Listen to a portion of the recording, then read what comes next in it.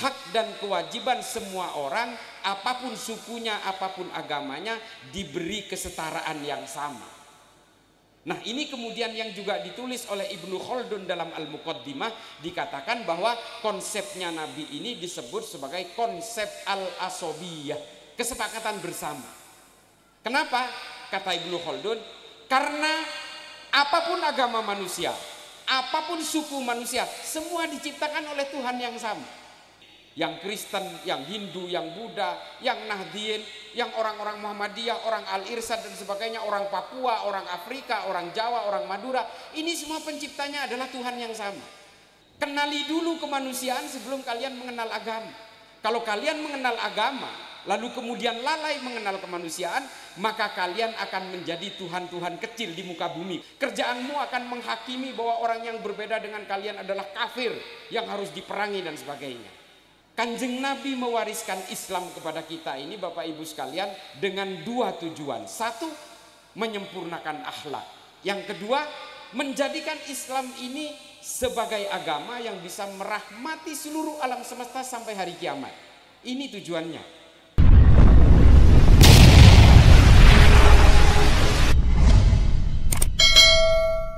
Saya tenaga ahli Mabes Polri yang biasa melekat ke Densus 88, yang ngurusin teroris ditangkap, setelah ditangkap diperiksa. Nah, itu saya terlibat di situ. Teroris ingin disadarkan, saya terlibat di situ. Makanya kalau saya mengatakan bahwa semua teroris yang ditangkap oleh Densus 88 itu tidak ada satupun orang NU, tidak ada. Tidak ada satupun orang dari kader NU, saya pastikan. Karena saya tahu persis datanya. Makanya saya sering katakan 99,9% yang ditangkap oleh Densus 88 dari tahun 2000 sampai 2023 ini jumlahnya 2141 orang. 99% dari jumlah itu adalah penganut faham Wahabi Salafi. Nah, ini sering saya dilawan, nggak mungkin Wahabi Salafi jadi teroris, ngerokok aja diharamkan, yang membahayakan diri sendiri saja diharamkan, apalagi membahayakan orang lain. Nah, ini kan urusan rokok, tapi kalau urusan untuk mengkafir-kafirkan orang kan mereka ahlinya. Nah, ini kemudian yang membuat mereka itu menghalalkan darah orang lain yang berbeda. Karena ada satu ajaran yang ada di mereka.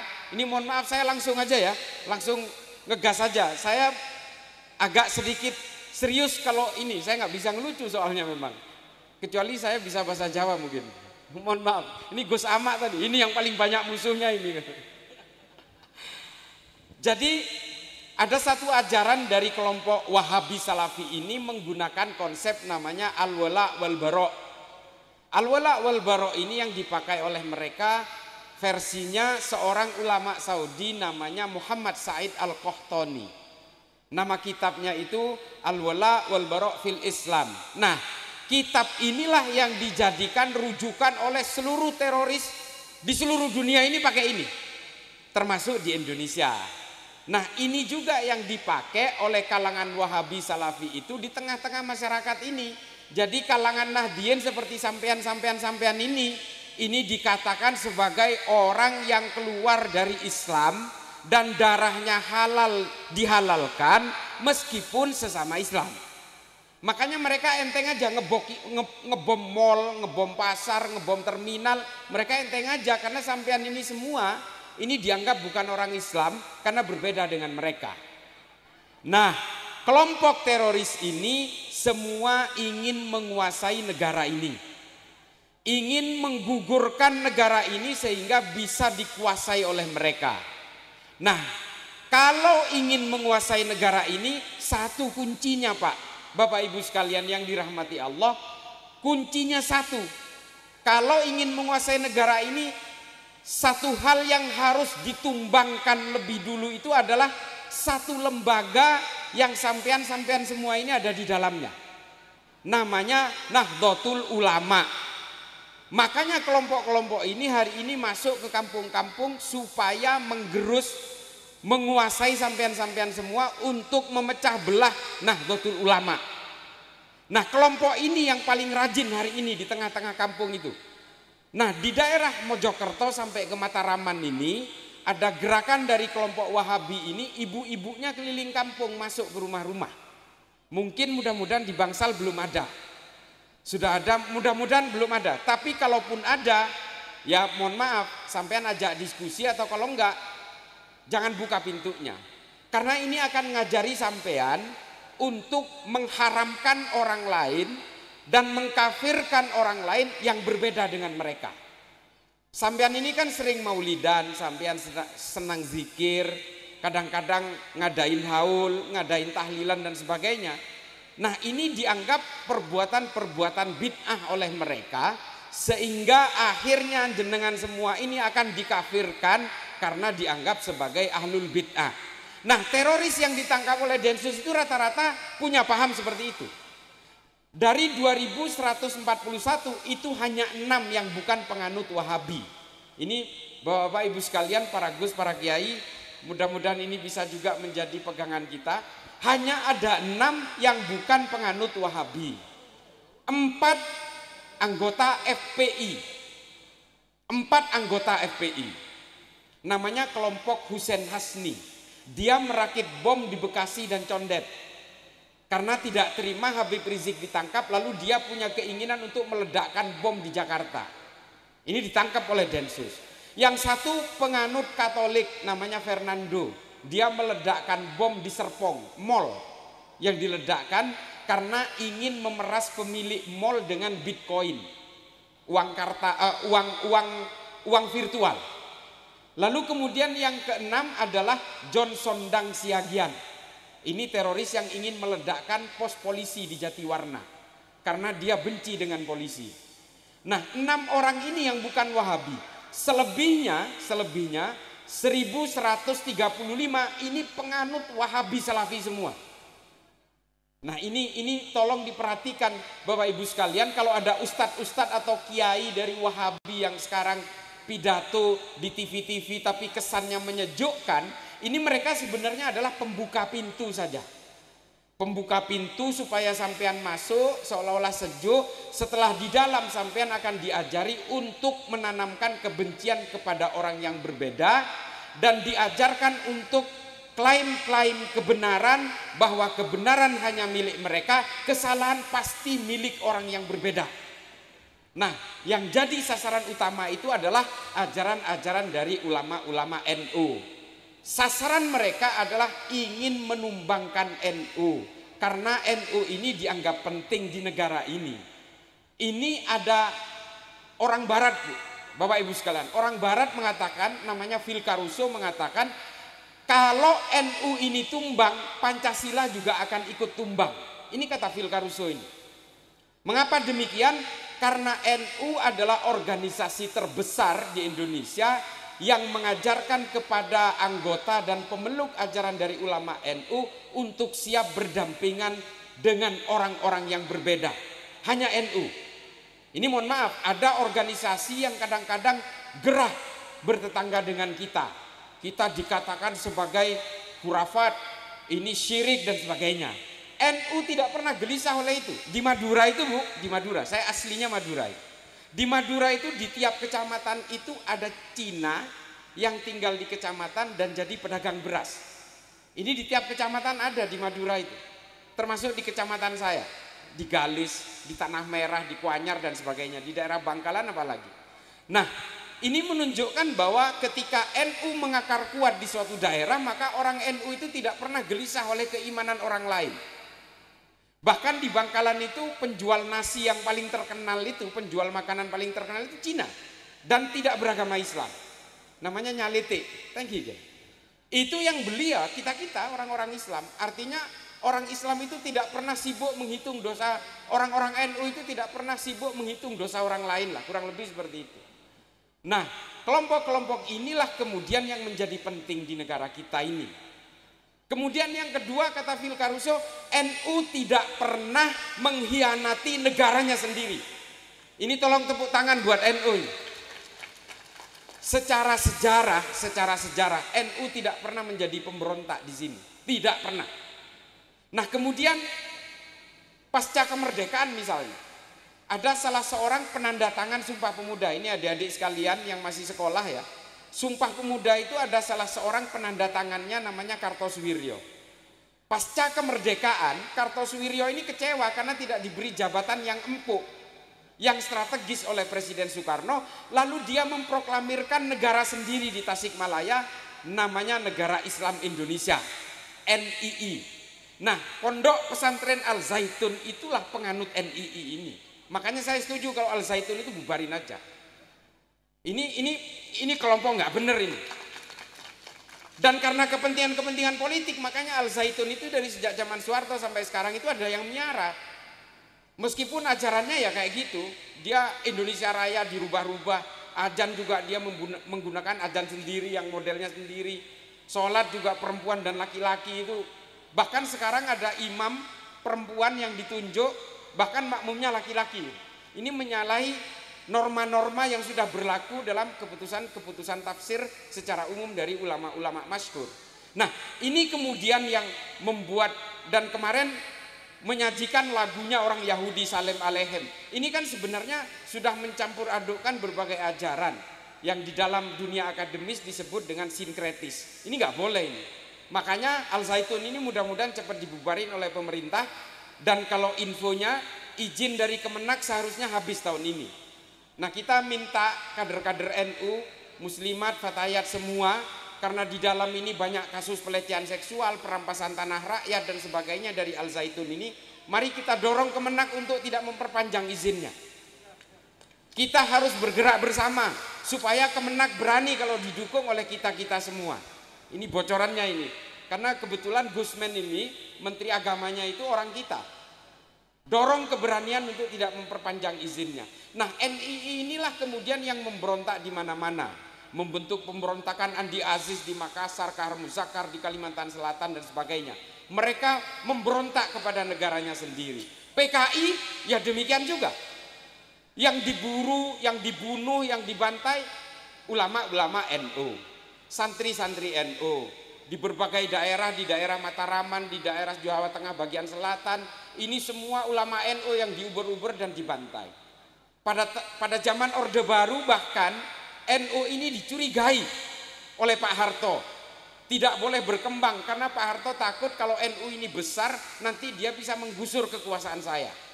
Sehingga ketika Gus Dur menjadi ketua PBNU di muktamar di Cipasung, dibuat sosok tandingan namanya Abu Hasan. Karena dia takut kalau NU ini ada di tangan Gus Dur, lama-lama popularitas Soeharto ini akan tenggelam. Makanya di zaman Soeharto NU pun dicurigai, dibatasi dan bahkan diintimidasi. Pada zaman Gus Dur jadi presiden pun, Gus Dur diturunkan paksa melalui cara-cara tidak konstitusional oleh karangan gelandangan politik. NU juga tidak memberontak kepada negara, tidak datang berbondong-bondong ke Jakarta lalu menumpahkan darah orang-orang di Jakarta, tidak. Bahkan kata Gus Dur ketika itu, tidak ada jabatan yang harus dipertahankan mati-matian, negara ini jauh lebih penting daripada sekedar saya. Nah ini Gus Dur, ini daunnya Gus Dur. Nah NU itu ya seperti itu. NU itu mau digencet, mau ditindas, mau diinjek, tetap dia lebih mementingkan kecintaan kepada negara ini.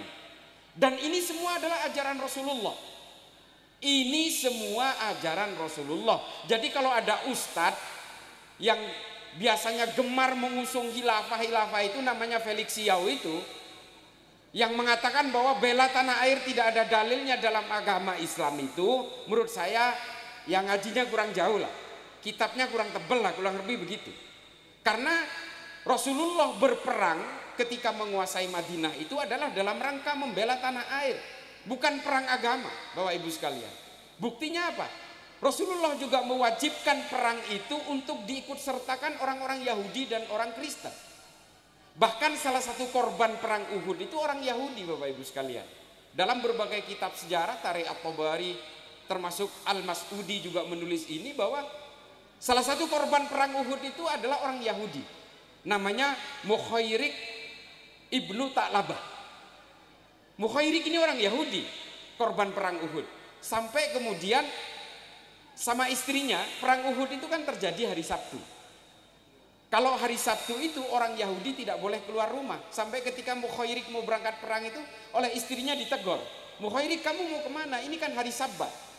Gak boleh kita keluar rumah. Lalu kata Mukhairik, saya harus membantu Nabi Muhammad. Karena atas Nabi Muhammad lah kita bisa hidup dengan damai di Madinah. Lalu kemudian Mukhairik meminta secari kertas, ambilkan saya secari kertas. Lalu Mukhairik menulis surat wasiat. Kalau saya mati dalam perang, 3 kebun kurma saya akan saya hibahkan kepada Nabi Muhammad. Berangkatlah Mukhairik berperang di Uhud. Dan ternyata gugur di Uhud. Sahabat bingung. Para sahabat bingung. Bertanya kepada Rasulullah, ya Rasulullah, Mukhairik ini seorang syuhada tapi bukan orang Islam. Bagaimana ini cara nguburnya?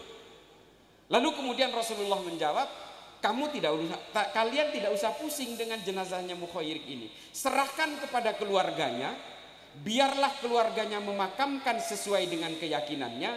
Urusan nanti Mukhairik masuk neraka atau masuk surga, biarlah Allah yang akan memutuskan. Nah, lalu kemudian Rasulullah membuat satu dawuh yang kemudian dicatat di dalam kitab hadisnya Imam Bukhari dan juga dalam Sunan Abu Dawud, dikatakan bahwa Mukhairik adalah sebaik-baiknya orang Yahudi. Ini yang ditulis. Jadi kalau kemudian Nabi juga melibatkan orang-orang non-Islam dalam perang, artinya apa? Perang-perangnya Nabi bukan perang agama, bukan perang keimanan, tapi ini adalah perang membela tanah air yang bernama Madinah. Karena di Madinah itu ada bermacam-macam suku, namanya suku Aus, suku Hazrat. Ada orang Kristen, ada orang Yahudi, Arab, ada pendatang dan ada pribumi yang kemudian kita kenal dengan kaum Muhajirin dan kaum Ansor. Semua ini kemudian disatukan oleh Kanjeng Nabi dengan satu traktat, satu perjanjian bersama yang kemudian disebut dengan Piagam Madinah. Mengapa Nabi kemudian membuat Piagam Madinah? Supaya orang-orang yang berbeda di dalam Madinah ini punya hak dan kewajiban yang sama. Dan juga semua orang yang berbeda di dalam Madinah ini, semua harkat dan martabatnya tidak dibeda-bedakan. Karena apa? Di dalam salah satu kitab tarikhnya Al-Mas'udi diterangkan bahwa mengapa Piagam Madinah itu dibuat? Karena dawuhnya Kanjeng Nabi bahwa semua manusia, apapun sukunya, apapun imannya, semua itu memiliki harga diri yang sama. Nah, konsep inilah kemudian yang dipakai oleh para ulama NU pasca kemerdekaan, bahwa kita semua tidak boleh memaksakan egonya kita masing-masing. Makanya kemudian yang paling lantang ketika itu untuk menolak Piagam Jakarta yang memaksakan hukum syariah berlaku di negara kita adalah ulama-ulama NU. Mengapa ulama NU menolak ini? Kalaupun misalnya hukum syariah dipakai sebagai undang-undang negara, syariahnya versi siapa yang mau dipakai? Kalau syariahnya NU, ulama Muhammadiyah mau nggak? Kalau syariahnya versi Muhammadiyah, ulama NU mau nggak? Kalangan Nahdien mau nggak? Nah, lalu kemudian para ulama bersepakat bahwa tetap kita harus berwadah dalam satu bejana bersama yang bernama Pancasila. Pancasila inilah sebagai satu kesepakatan bersama yang di dalam konsepnya Nabi Muhammad yang kita kenal dengan Piagam Madinah. Hak dan kewajiban semua orang, apapun sukunya, apapun agamanya, diberi kesetaraan yang sama. Nah, ini kemudian yang juga ditulis oleh Ibnu Khaldun dalam Al-Muqaddimah, dikatakan bahwa konsepnya Nabi ini disebut sebagai konsep al-asobiyah, kesepakatan bersama. Kenapa? Kata Ibnu Khaldun, karena apapun agama manusia, apapun suku manusia, semua diciptakan oleh Tuhan yang sama. Ini yang Kristen, yang Hindu, yang Buddha, yang Nahdien, yang orang-orang Muhammadiyah, orang Al-Irsyad dan sebagainya, orang Papua, orang Afrika, orang Jawa, orang Madura, ini semua penciptanya adalah Tuhan yang sama. Maka kemudian apa? Kata Habib Ali Al-Jufri, ada kitabnya. Ini tipis kitabnya, tapi bagus sekali. Namanya al-insaniyah qabla tadayyun. Kenali dulu kemanusiaan sebelum kalian mengenal agama. Kalau kalian mengenal agama, lalu kemudian lalai mengenal kemanusiaan, maka kalian akan menjadi Tuhan-Tuhan kecil di muka bumi, kurang lebih seperti itu. Kerjaanmu akan menghakimi bahwa orang yang berbeda dengan kalian adalah kafir yang harus diperangi dan sebagainya. Nah, lalu kemudian di mana letak kemanusiaannya Kanjeng Nabi? Kanjeng Nabi mewariskan Islam kepada kita ini, Bapak Ibu sekalian, dengan dua tujuan. Satu, menyempurnakan akhlak. Yang kedua, menjadikan Islam ini sebagai agama yang bisa merahmati seluruh alam semesta sampai hari kiamat. Ini tujuannya. Kalau dibilang, oh ya enggak, agama ini harus pakai politik juga. Kesimpulan Al-Mas'udi dalam Wujudus Sahab dikatakan bahwa Islam ini DNA-nya bukan politik. Nggak ada politik-politikan di dalam Islam. Apa dalilnya? Nabi tidak mewariskan penggantinya. Artinya apa? Nabi mewariskan Islam ini, DNA Islam itu bukan politik. DNA-nya Islam itu adalah akhlak dan rahmat. Itu aja. Itulah mengapa kemudian kata Al-Mas'udi, Islam mengalami kegagalan dalam berbagai harokah-harokah politiknya.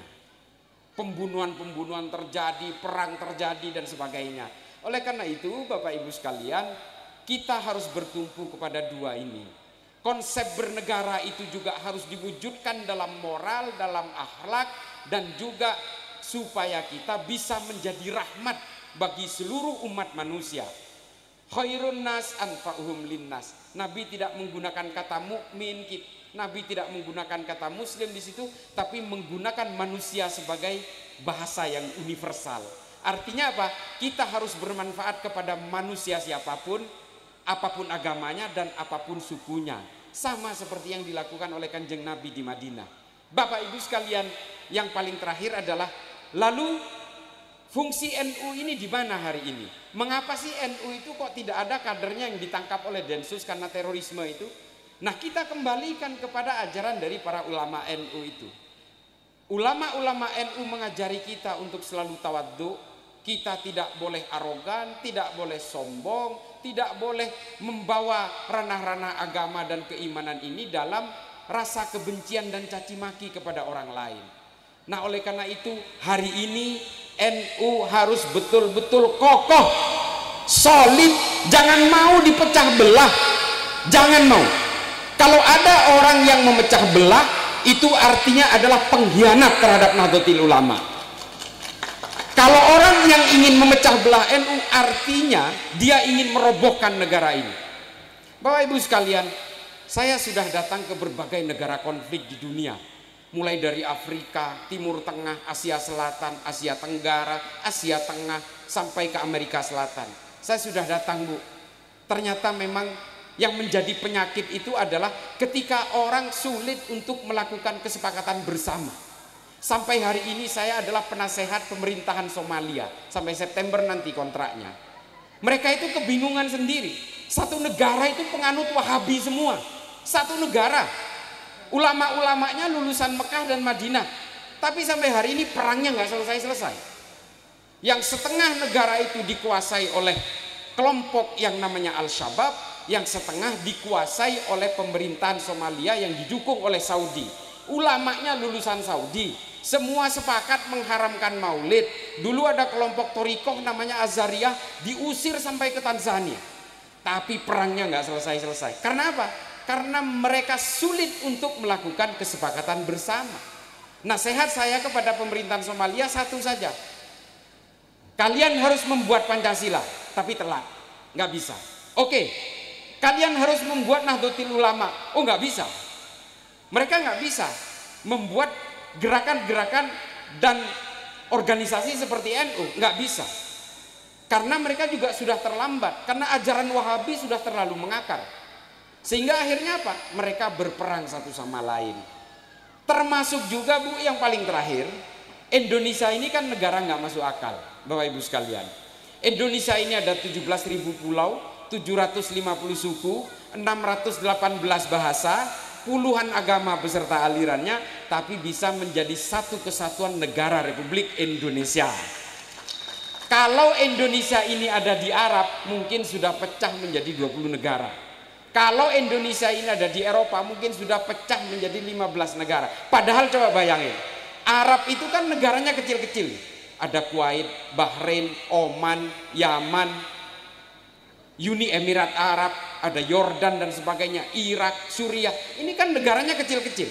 Padahal mereka satu suku, satu bahasa, bisa dikatakan satu agama. Kristennya kecil di Arab itu, hanya 4%. Tapi mereka nggak bisa menjadi satu kesatuan negara seperti Indonesia. Nggak bisa. Ini antik, negara ini negara antik ini.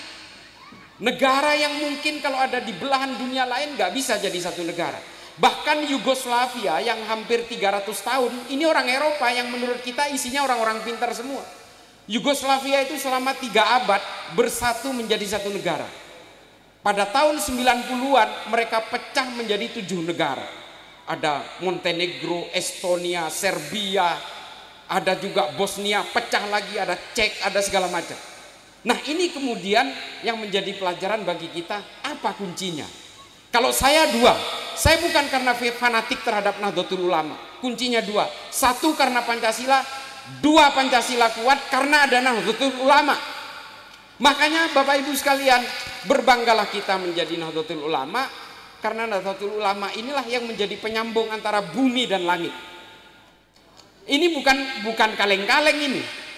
Karena begini Bapak Ibu sekalian, negara-negara yang hari ini berkonflik menyesal mereka tidak membuat satu organisasi yang bisa menjadi perekat. Mereka sejak dulu hanya sibuk membuat tembok-tembok tapi tidak rajin membangun jembatan. Indonesia hari ini yang paling rajin membangun jembatan menurut saya hanya Nahdlatul Ulama. Bukan karena fanatik terhadap NU saya, ini fakta.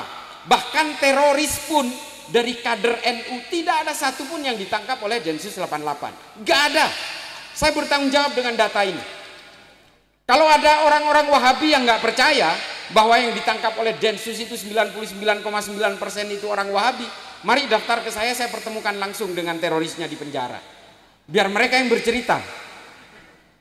Mereka akan membuktikan sendiri, iya saya memang terpapar.